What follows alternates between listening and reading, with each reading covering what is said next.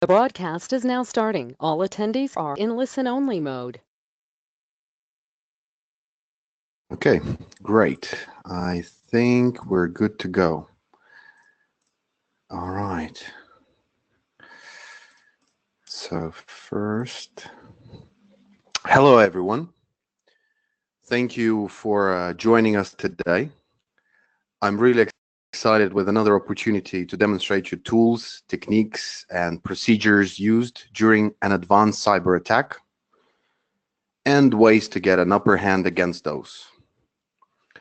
Let me start with a bit of a quick bio, followed by a problem definition, and then the simulation itself. I'm a senior pre-sale specialist at Cybereason and one of the good guys working tirelessly to give our customers the upper hand against adversaries. Almost 20 years in IT and extensive experience in cybersecurity allow me to understand how to defend your organization against the next generation of cyber threats. My name is Pavel Mucha, and I wanted to thank you again for joining us today. Let's begin our session with a problem definition. And I would like to start this session with a moment of honesty. In the world we live in today, hackers are winning. Banks, hospitals, retail, universities, airlines, whatever you call the vertical, hackers are winning against targets from all sectors of our economy. No one is safe.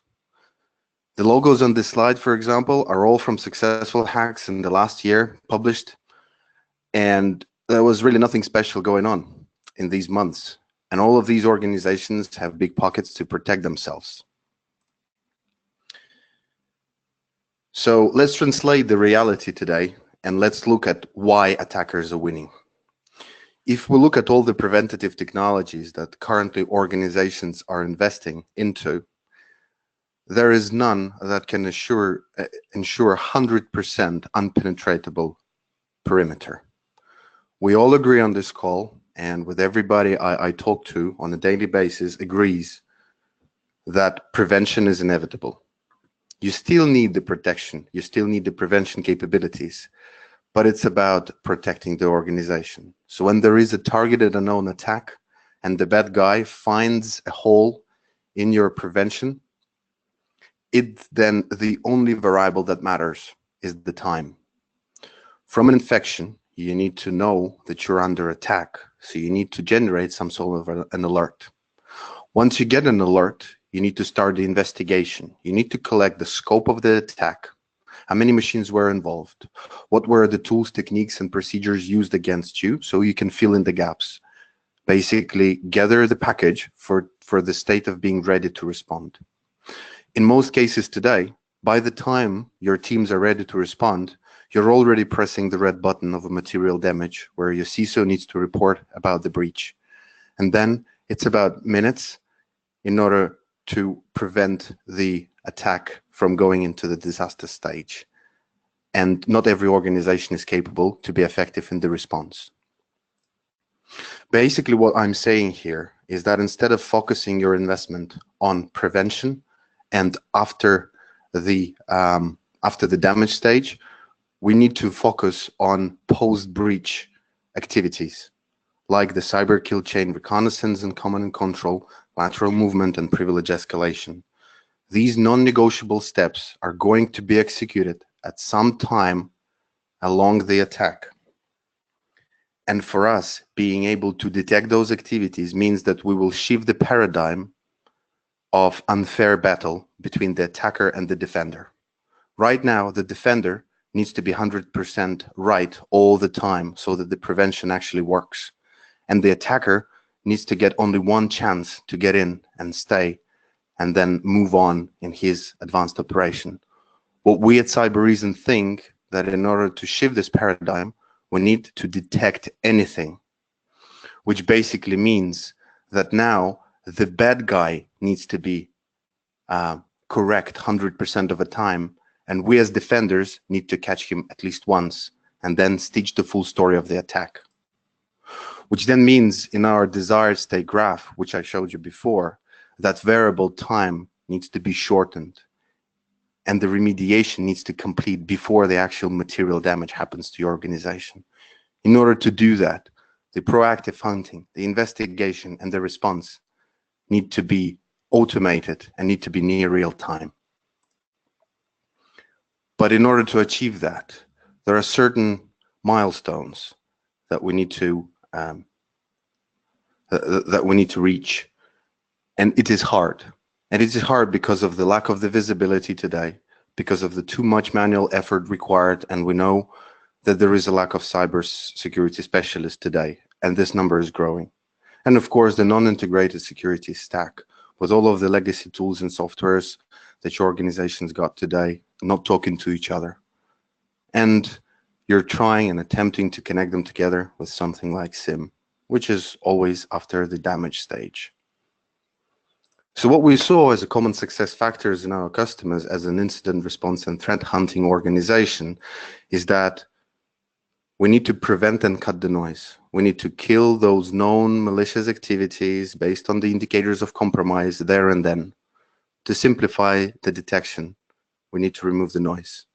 Then we need to have tools and capabilities to detect and collect information to be ready to act state. The third step is rapid response. There has to be a tool and a process in the organization that allows enabling all of the different prevention capabilities to learn from the detected process, from the detection process. And the last one, of course, automate the defense. So that next time when you're facing the same threat, your environment is automatically adapting and defending you against it. Cybereason designed its platform to address those four main common success factors. We prevent and cut the noise with our agents on the endpoint, with multi-layered endpoint prevention using behavioral and deception techniques, with signature-based, with machine learning, anti-ransomware, and fileless malware prevention. Also, the same agent is gathering unique set of telemetry from each and every endpoint on different operating systems, which is then being uploaded into the cross-machine correlation engine that runs in memory and is capable to automatically correlate all of those facts together so that we know which user used which privileges, launched which processes, that then loaded DLLs alongside with it, created network connections, and so on. All we need to do then to detect is actually just ask the right questions and look at the threat intelligence or perform proactive hunting in that pre-correlated data. So you're able to detect and be ready to act as fast as possible. Rapid response is the third letter of EDR acronym, endpoint detection and remediation. So you need to be able to surgically and hopefully with a guided wizards remediate your environment so that you don't introduce even more damage, like with system management tools you can. And of course, automate the defense by integrating it with other tools via API or getting our services. You're capable to automate all of that process in your environment to make your SOC as efficient as possible and to make your existing security analysts happy. So what's at the core of our cross-correlation engine and how does it work? That telemetry data is being gathered from all the different endpoints available today. And the first step, what we do is we apply threat intelligence locally on the agent. First, based on the IOCs. Second, based on the behaviors associated with IOCs. And then the third step, we recorrelate all of those IOC-based and behavioral indicators across the entire organization to see whether we had something in common with the detected activity. Then we fill our database, the CMC engine, with those facts, where it automatically correlates them together. And we start applying unattended machine learning and narrow artificial intelligence to ask the right questions about how malicious the behavior may be. When we see something that can be a precursor to a cyber attack, we mark it as evidence. But we do not alert you here, unlike IPS signature-based solutions or SIM and Splunk-alike tools will do. To avoid alert fatigue, we allow our engine to narrow down this information or to enrich it using artificial intelligence querying. So now that we have the answer of the evidence, we will ask different questions adapting to your environment in real time. And once we see something that might be suspicious and is actually nearing to the malicious activity, we mark this as a suspicion. But we do not alert you here yet. Only once we can stage the full story of the attack, when we can tell what's the root cause, what were the tools, techniques, and procedures used against your organization, what were the network connections made, what were the processes and the rest. Only when we can provide that information to you and we're sure that's absolutely definitely malicious, to reduce the noise, we generate a one single alert across the entire organization called the MALOP. So automatically, from getting the data into the database and then querying and asking questions and correlating the data into generating an automated MALOP, malicious operation alert, we call it MALOP hunting. And all of that, our solution is doing fully automatically without any configuration required from the analyst. Now, if level 3 analyst would like to proactively search this engine, we do provide our customers with the query capability that is very easy to use, is graphical and click, point, and filter approach, which I'm going to show you in our demonstration. Now, today's attack simulation is a simplified version of what could be a 2-month attack. We have an attacker, we have an analyst working on the cyber reason console, which means that all of the victim machines have cyber reason sensor on, but the only prerequisite is that currently it is set only into detect mode, because otherwise I wouldn't be able to execute the entire operation and my activity would have been blocked by the solution on the first couple of steps. And of course, we've got those victim machines, which I'm going to be using to demonstrate how a not well protected environment can be attacked from outside with a set of generic tools available today online from a Kali Linux box that everybody can download today. So my target is, and let's assume that the attacker did his reconnaissance. He looked at LinkedIn, read some Facebook articles by those actors that he was paid for to exfiltrate data from, and his target is Maria Ross, a CEO of the organization. From my understanding as an attacker and my reconnaissance results, I understand that Robert is her executive assistant and is most likely sitting in the same network segment as she does. So let's assume that I, as attacker, sent a couple of phishing emails into the organization, knowing the names of the possible victims, and I'm expecting them to click, at least one of them to click on an email, so I can then execute my operation, stay silent, move laterally, and exfiltrate the data, and then destroy all the proof of my activity. By the way, feel free to ask questions in the chat, which I will be happy to address at the end of this call or offline. So let's dive into it. So this is my attacker, a Kali box, which already has a interpreter session open, waiting for the reverse HTTP to establish a command and control. And I have my payload waiting that will execute some scriptlets on the machine using the script that I have embedded into my stager. Here's the victim machine. Let's imagine that Robert Edwards is a very busy executive assistant who has so many emails to manage and so many calendar tasks to look at every day that he actually might not think a lot about what kind of information he's clicking on. So he sees an email in his inbox with an attachment, an Excel spreadsheet that I have masqueraded my phishing attack into. But in order to make it easier to bypass Robert's attention, I've embedded certain basic techniques like obfuscating the data tab and asking them to enable macros. So here you see that I say that the document has been created in an earlier version of Microsoft Office, and he needs to enable the content in order to proceed and see the information. That's a recruitment plan.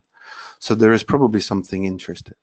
Robert clicked enable editing, but he doesn't see anything happening, and now he sees there is another tab appear, recruiting. So he might think, that may look like a phishing attack. Let me have a look. But then he sees valid names that I was able to pick up from LinkedIn profile using my sales account.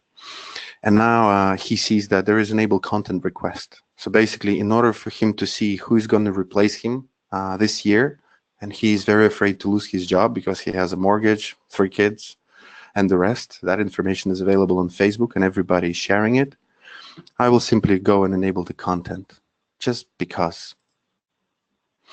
What is happening on the background is my stager.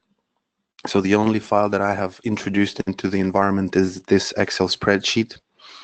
All it does then, it launches the scriptlet that will then execute the script. And now I'm looking for the payload to begin. Let's give it a second, and I already see that the scriptlet is being launched. So what is happening in the scriptlet? I'm using bitsadmin.exe to download exploit.txt file into downloads folder.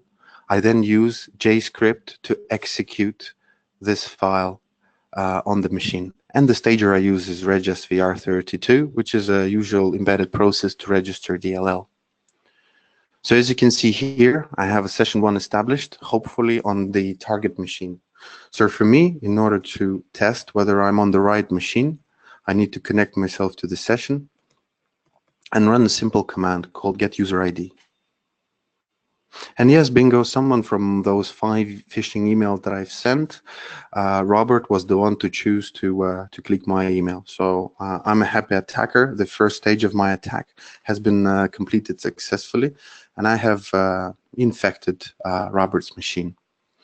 The next step that I'm going to do, as I'm running from the CS script executable, which is known not to create remote connections, I will need to move away from this process and continue my attack from something more legitimate.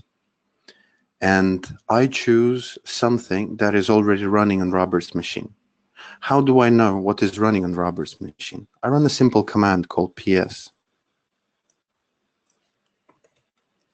It will give me all current running processes on his machine. I see Outlook and I see Firefox. So probably Firefox is well known to create remote connections, and it will look more legit for guys who have, for example, SIM rules configured to pick up this kind of activity.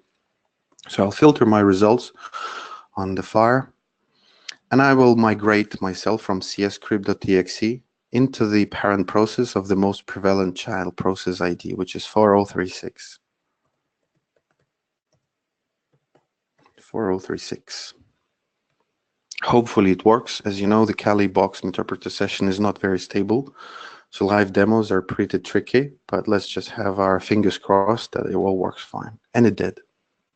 So now I should have successfully migrated into the Firefox process, and the rest of my activity is going to be originating from this executable. What I'm going to do next is I will figure out what's the patch level of the machine. In order to do that, I will run a simple command called sysinfo. Okay, so I know this is the patch level, and I know that I've got an exploit kit available to escalate my privileges, because in order to continue my attack further, I need to move away from a low privilege that Robert has. He's just an end user, and to escalate my privileges. But before I do that, I need to make sure that Robert is actually in the same network segment with my target machine, with my final target machine. And what I'm going to do here is I will use a simple command called netview, which I have prescripted in the RC file. NetBIOS scan RC. So as you can see, I'm using netview just to see and look around. This is a built-in feature into every Windows machine and allows me to perform network discovery in the same network segment. And as you can see here, I have my final target machine on the radar.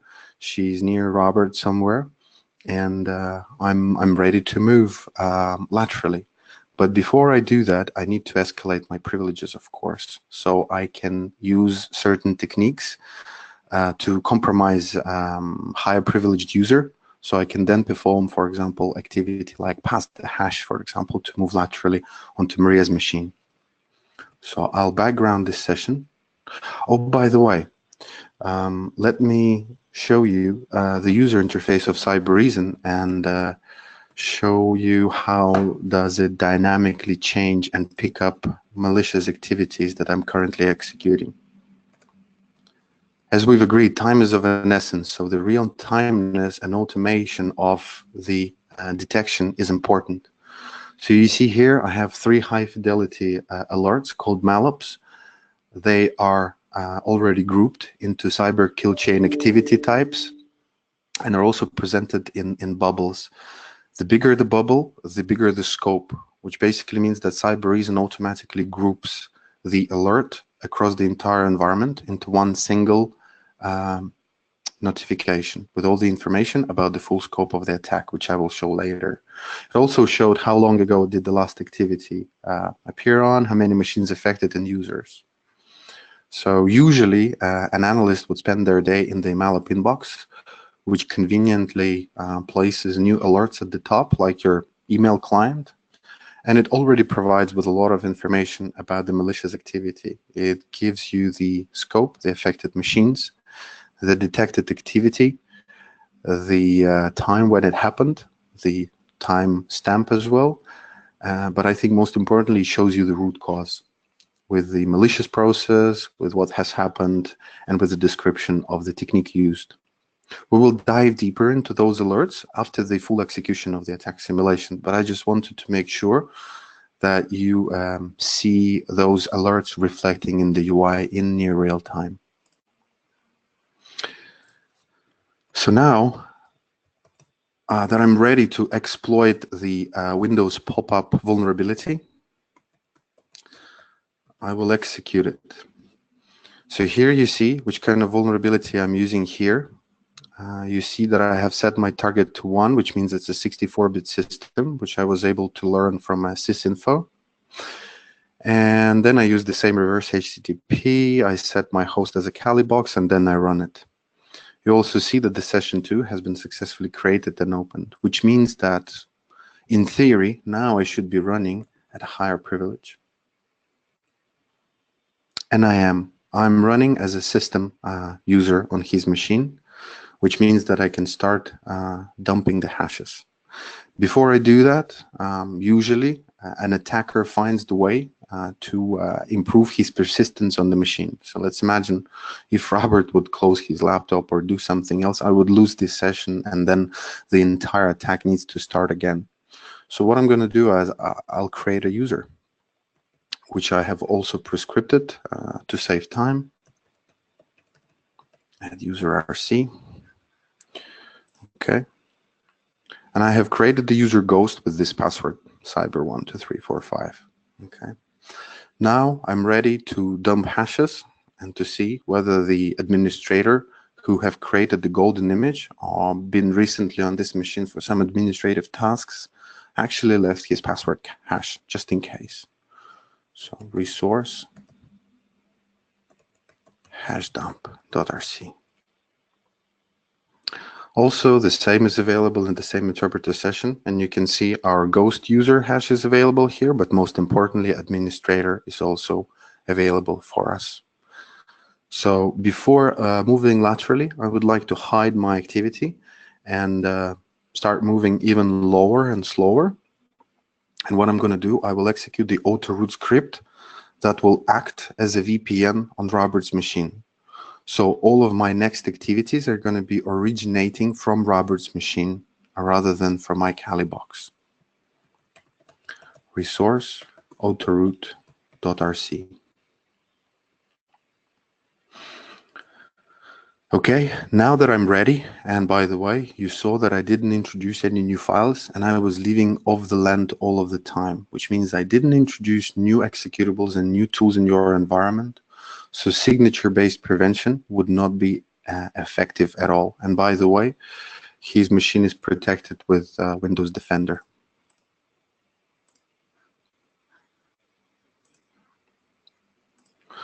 Okay, I will background this session. But before I continue with my pass the hash technique, I wanted to show you the changing user interface. So I'll refresh this window to show us a few more steps of my malicious operation. As you can see, 3 minutes ago, there was an infection and privilege escalation, which used the process loading malicious tools. And then a minute ago, I actually stole the credentials using hash dump.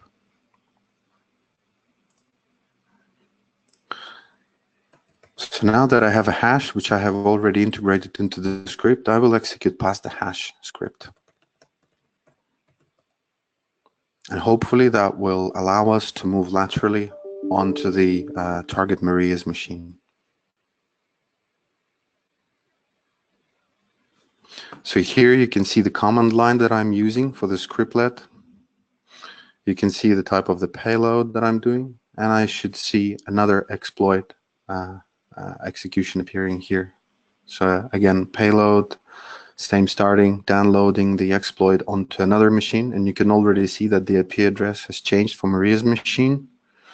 There is no session established yet because I didn't launch the script to establish command and control. I'm using the main generation algorithm to do that, and there we are. The session 3 is ready for us. So I'll attach myself to that session, and I will run a sysinfo command just to understand which machine I'm on. And as you can see, I'm on Maria's machine. So I'm on my final target machine.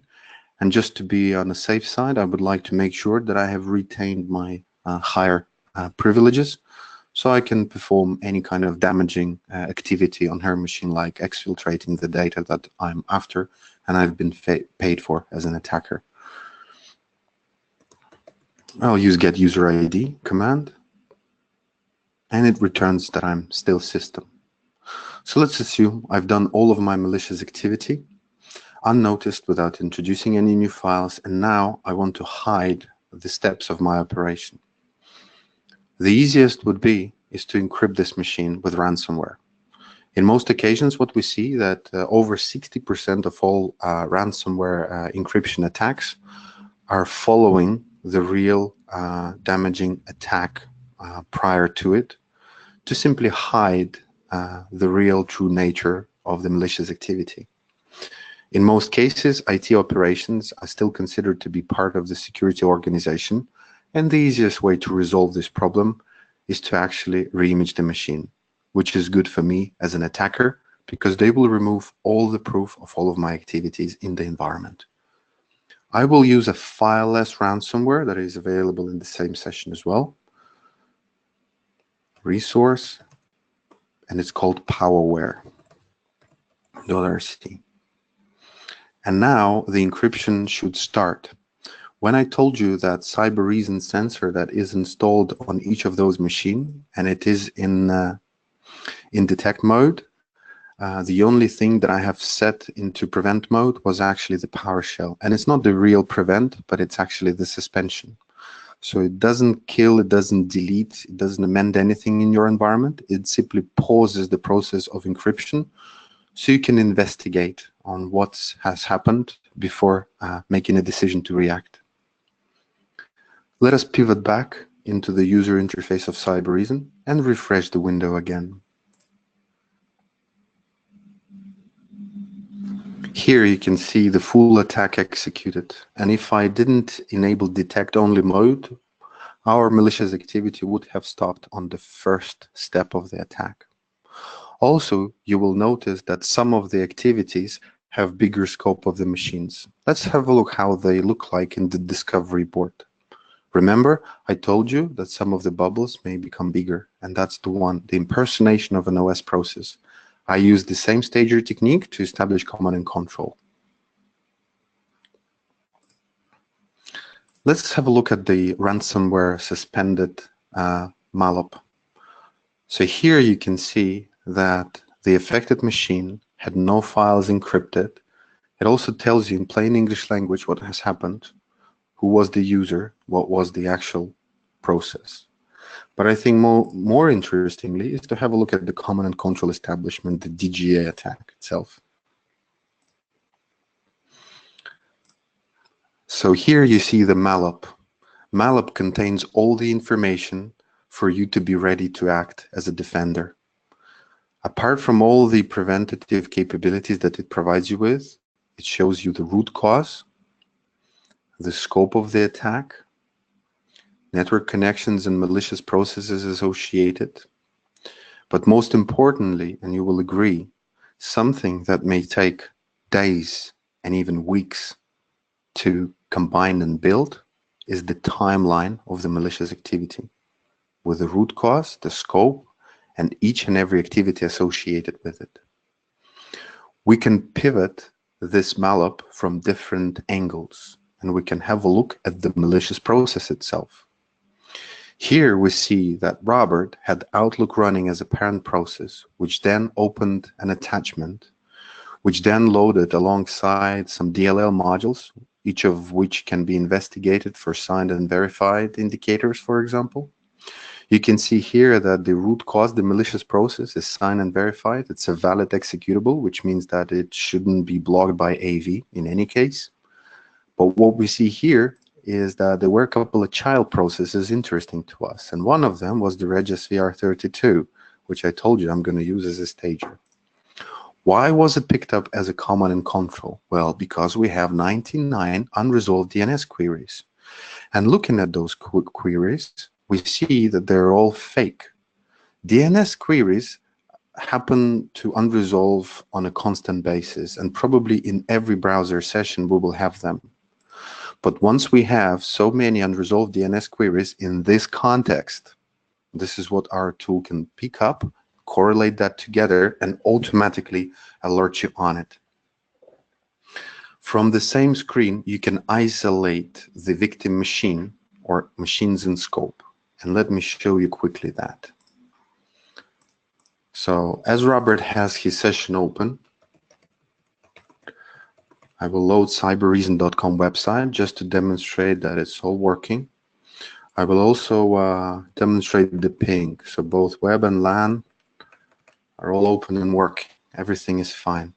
Now what I'm going to do is I will isolate this machine in scope. It says it's Robert's machine, just for me to double check, and click isolate.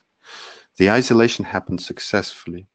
Now I will go back into Robert's machine and I will attempt to search for MITRE attack framework. And it can't resolve. I will attempt my ping again. Unfortunately, there is no internet connection apart from the connection to the EDR console. So as a defender, I can still investigate Robert's machine, but the attacker cannot communicate using his machine anymore. Let me unisolate the machine quickly, assuming that I have completed my operation of investigating the root cause. I will stop isolating. Isolation stopped. Let me go back into Robert's machine and repeat the ping. Ping happened successfully, and Google shows me the MITRE attack framework page if I opened it. Okay. Also, I will demonstrate the remediation capability on that machine. So I'll go into the console and I click the respond button from the alert. It provides me with different capabilities. And as I told you, this tool is prevention fully disabled apart from ransomware suspension. So I don't have prevention capabilities available to me, but I can still remediate based on the root cause. And I have a machine and a file. By the way, the remediation in CyberReason is fully guided, which basically means that you won't be able to quarantine or delete the registry of a valid operating system process. Only those that don't belong can be remediated. And those that are part of operating system need to be blacklisted on behaviors rather than prevention. So what I'm going to do now is I will click the Excel process. I'll click apply. and I'll minimize the window, and I'll keep my mouse up on the screen just to make sure that I'm not faking it.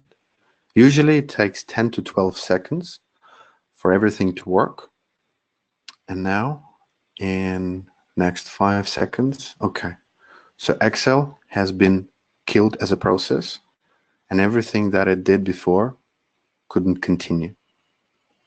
So if I go back, I can see the report when it started, when it stopped. So it took 15 seconds roughly, and I was able to remediate from the same alert. Now, let me dive deeper into the suspicious activity of this specific malware and investigate on the regsvr32 executable in the investigation pane. Here I see a little bit more detail about my specific attack. I see the machine, the user, the parent process, the child process, a couple of children processes, which I used, as you remember, I told you, to download the TXT file and then to execute it using CS script. It also shows me the timeline with a bit more detail to the malicious activity, like IPs used, RX, TX data, the PowerShell line itself, the start of the process, what were the activities reported, and when did I stop it, okay? Scrolling down, I will see whether this specific executable is associated with any of the suspicions or pieces of evidence. I'll see file properties alongside with a command line. I can download this file for further analysis if I want to. I see the file classification, it's signed and verified, so it's not actually malicious and wouldn't be picked up by AV. So it's only been picked up using our behavioral analytics capability. The machine, the execution path with children and all the DLLs modules loaded, WMI activity, if any, hosted processes, and the rest. So there is a lot. I can also start preventing this right now, or I can add the reputation into my local, or we call it a private threat intelligence server, which is not shared with anybody else. So you will have your own private whitelisting and blacklisting list, and it's as easy as just click through. Now, what I'm going to do is I will show you how do I find this specific phishing attack and this stager using the query language. So how does the phishing work? It starts with the parent process. In our case, it started with an email client, outlook.exe. Then from outlook.exe, there was a child which I launched, and in the phishing attack, it would have a product type, Adobe, because it might be a PDF document. It could be a link to a browser, or in our case, it's a Microsoft Office document. And I click apply. I can already see the results of this query very fast, and I can see that the result is Excel. And I can see that that one is of course, it's an Outlook because I filtered on it. In order for it to become a phishing attack, I now need to add another child to this query, and I need to specify a little bit more information about it. So I'll use again the same product type filter that I used before, and I will say, because I know that in this case I used a not specific OS process, but in some cases it could be shell as well. And I click apply and get results. So now I actually found the same part of my malicious attack using the query language instead of using the malware, which basically means that as an analyst, I can proactively hunt for malicious activity myself. In order to enrich this specific query, for example, what is the remote connection that has been made from this regsvr, all I do is I say connections, remote address, and get results. And this is my Calibox IP address. Okay. Now, if I go back to children, and by the way, you can pivot into any of the components of the query, so you don't need to learn specific languages like Splunk and the rest in order to perform the query of the environment. And as the database runs in memory, and it's based on the graph technology, the response is very fast. So I go back, click Get Results. I go to my regsvr again. You can also specify the timeline or suspicions used, But in this case, I'll just go and show you the last bit that I wanted to show you in the user interface before I start wrapping up the presentation. And it's going to be an attack tree. Attack tree is an asset in Cybereason that visualizes full scope of the attack, including all of the steps associated with it. You can expand the scope and show all of the processes running that were not associated with it, or absolutely everything. So in our case, we'll narrow it down, we'll zoom in, and we'll have a look what has happened. So Robert had his Firefox open and Outlook open. So Outlook, by the way, this is the query again, and we can already see that this process has an evidence. Other tools like vulnerability management tools would alert you, but we don't need you to be alerted on that because that's information overload. Until it's actually malicious, there is no point in knowing about it. Then opened an attachment, an Excel spreadsheet, and then my stager, Regis VR, with a command line. Then I use bitsadmin, remember, to download the text file, and this is the command line that I used. So transfer job from my Calibox exploit into Robert demo downloads, and then I use CS script to execute it. And you can see there are many more pieces of evidence and suspicions that were associated with this specific execution, like detected injecting process, and each of those can be dug into for more details. But there is a command line to execute it using gscript command. Then what I did, I actually moved away from CS script, as you remember, into the Firefox. So this is my injection itself with more pieces of evidence and more suspicions.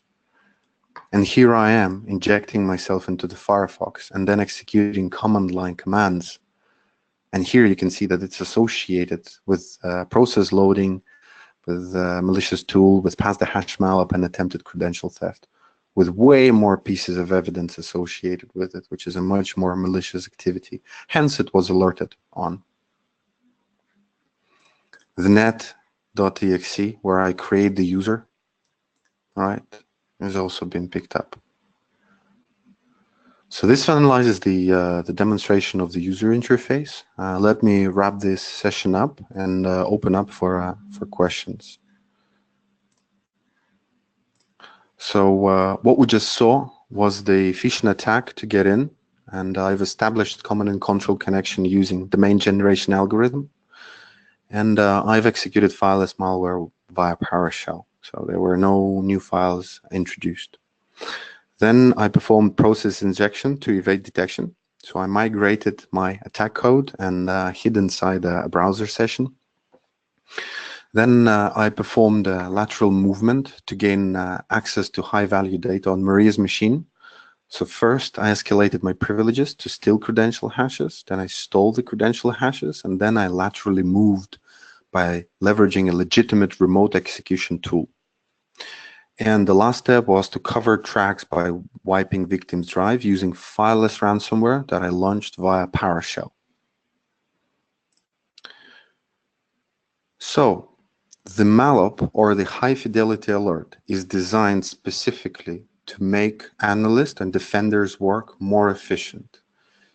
It includes the root cause, the tools, techniques, and procedures used by the attacker, the details of every affected user and machine inside a single alert, details of attacker communication, and of course, I already mentioned it, the timeline during which the attack took place. This means we can upskill level 1 analysts to have the understanding of an L2, and L2 analysts are much more effective in performing investigations. So L3 analysts can free up time to look at more complex situations as well as work on other projects.